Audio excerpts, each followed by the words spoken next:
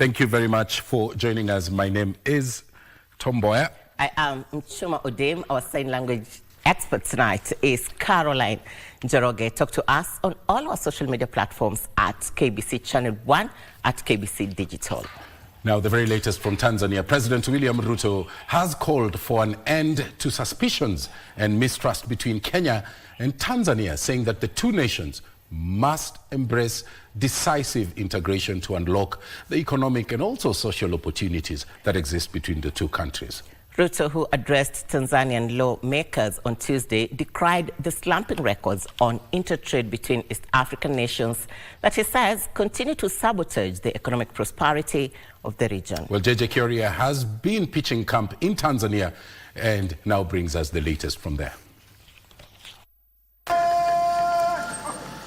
Tuesday morning, Dodoma, Tanzania. President Ruto arriving to address the 403 members of the Assembly on his second day of his state visit. A ceremony accentuated by color as the anthems of the two countries were belted.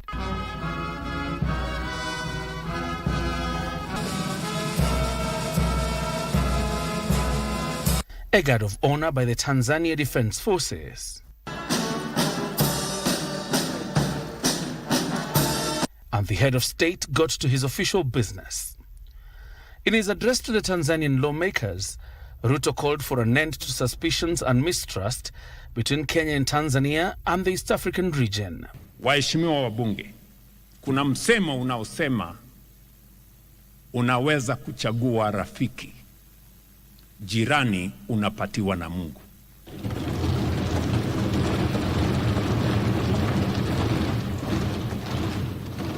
It is this enduring foundation of shared history, shared sacrifice, and shared purpose that finds expression in the ties that bind Tanzania and Kenya today. Ruto says Kenya and Tanzania have a shared history that should not be sacrificed by unhealthy ambitions.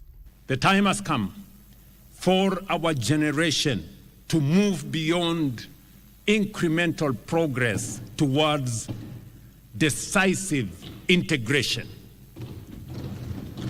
Because our biggest barrier is not infrastructure or policy, it is the quiet mistrust that pervades our relations. He called for the total elimination of barriers inhibiting the free movement of goods and people between the two nations.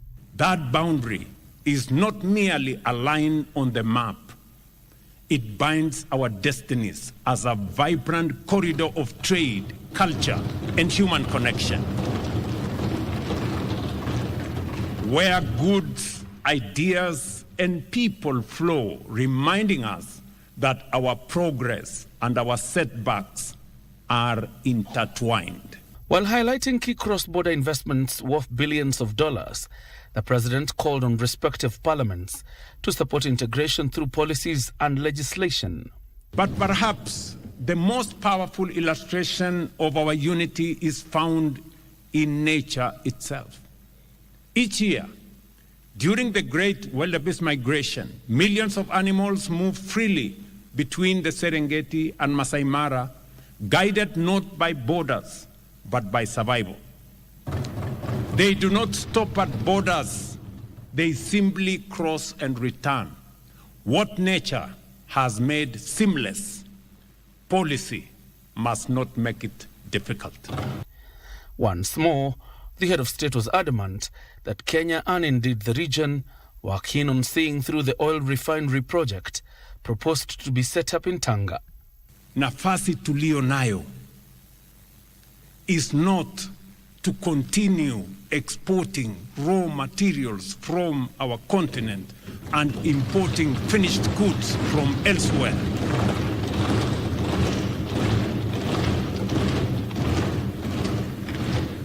Na ndio sababu hiyo tukapendekeza ya kwamba tukiungana Uganda, Tanzania na Kenya tunaweza kujenga refinery. As in most of his speeches since coming to office, Ruto maintained the tempo, pressing for reforms in the United Nations Security Council and in international financial systems. While it remains pretty obvious that suspicion has continued to rock relations between East African nations, several heads of state have been accused of being complicit in confronting the suspicions. President William Ruto has thrown the ball into the court of respective parliaments to finally give meaning to the word integration. John Jacob Curia, Prime Edition.